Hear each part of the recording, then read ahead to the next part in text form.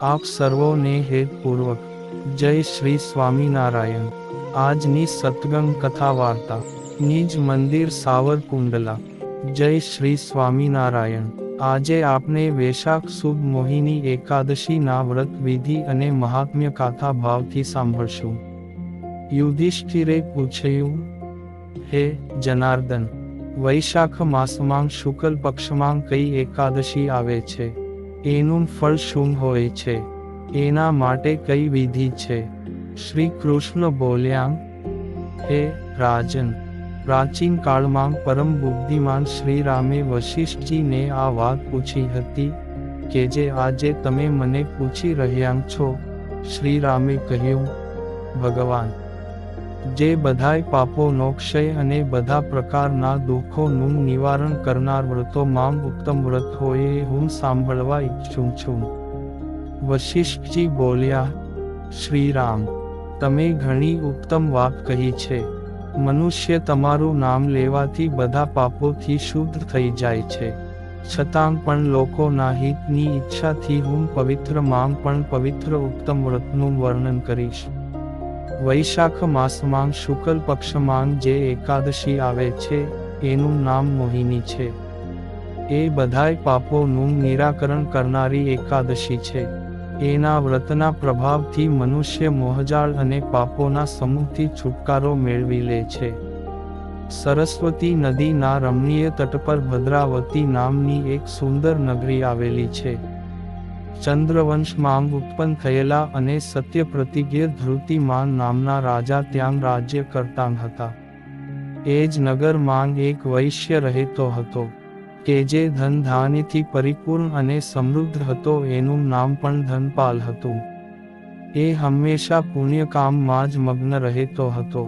પ્રજા માટે પરબો, તળાવો, કૂવા, ધર્મશાળા, બગીચાઓ અને ઘરો બનાવડાવતો।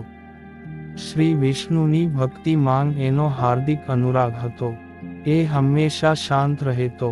એના 5 પુત્ર હતા, સુમતિ, કીર્તિબુદ્ધિ, મેઘાવી, સકૃત અને ધૃષ્ટબુદ્ધિ 5મો પુત્ર હતો। એ હંમેશા મોટા પાપોમાં જ સંલગ્ન રહેતો। જુગારમાં એની ઘણી આસક્તિ હતી। વેશ્યાઓને મળવા માટે એ લાલાયિત રહેતો। એનું મન ન તો દેવતાઓના પૂજનમાં લાગતું કે ના પિતૃઓ તથા બ્રાહ્મણોને સત્કારવામાં। એ દુષ્ટાત્મા અત્યાચારના માર્ગ પર ચાલીને પિતાનું ધન બરબાદ કરતો। એક દિવસ એ વેશ્યાના ગળામાં હાથ રાખીને ચોવાટે ફરતો જોવા મળ્યો ત્યારે પિતાએ એને ઘરમાંથી કાઢી મૂક્યો અને બધું બાંધવોએ પણ એનો પરિત્યાગ કરી દીધો। હવે એ દિવસ રાત દુઃખ અને શોકમાં ડૂબી ગયો। અનેક પ્રકારના કષ્ટો ભોગવતો જ્યાં ત્યાં ભટકવા લાગ્યો। એક દિવસ કોઈ પુણ્યના પ્રતાપે એ મહર્ષિ કૌંડિન્યના આશ્રમ પર જઈ પહોંચ્યો। વૈશાખ મહિનો હતો। તપોધન કૌંડિન્ય ગંગાજીમાં સ્નાન કરીને આવ્યા હતા। દુષ્ટ બુદ્ધિ શોકથી પીડિત થઈને મુનિવર પાસે ગયો અને હાથ જોડીને તેમની સમક્ષ ઊભો રહીને બોલ્યો, બ્રાહ્મણ, દિવ્ય શ્રેષ્ઠ, મારા પર કૃપા કરીને કોઈ એવું વ્રત બતાવો કે જેના પુણ્યના પ્રભાવથી મારી મુક્તિ થાય। કૌંડિન્ય બોલ્યા, વૈશાખના શુક્લ પક્ષમાં મોહિની નામની પ્રસિદ્ધ એકાદશીનું વ્રત કર। આ એકાદશીના દિવસે ઉપવાસ કરવાથી પ્રાણીઓના અનેક જન્મોના કરેલ મેરુ પર્વત જેવડા મહાપાપો પણ નષ્ટ થઈ જાય છે। વશિષ્ઠજી કહે છે, હે શ્રીરામ, મુનિના આ વચનો સાંભળીને દુષ્ટ બુદ્ધિનું ચિત્ત પ્રસન્ન થઈ ગયું।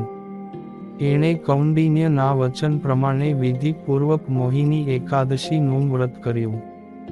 હે નૃપશ્રેષ્ઠ, આ વ્રતના પાલનથી એ નિષ્પાપ થઈ ગયો અને દિવ્ય દેહ ધારણ કરીને ગરુડ પર આરૂઢ થઈને બધા પ્રકારના ઉપદ્રવોથી રહિત શ્રી વિષ્ણુ ધામમાં ગયો। આ પ્રમાણે મોહિની એકાદશીનું વ્રત ઘણું જ ઉપયોગી છે। એ વાંચવાથી અને સાંભળવાથી 1000 ગૌદાનનું ફળ મળે છે। અવતરણ ચિહ્ન। આમ શ્રદ્ધા અને ભક્તિ ભાવે ધૃષ્ટ બુદ્ધિ એ પવિત્ર એકાદશીનું વ્રત કરીને મોક્ષપદ મેળવ્યું હતું એમ જ જો આપણે એકાદશી વ્રત આદરપૂર્વક અને શુદ્ધ ભાવે કરીએ તો ઉત્તમ ફળની પ્રાપ્તિ થાય છે. જય શ્રી સ્વામિનારાયણ.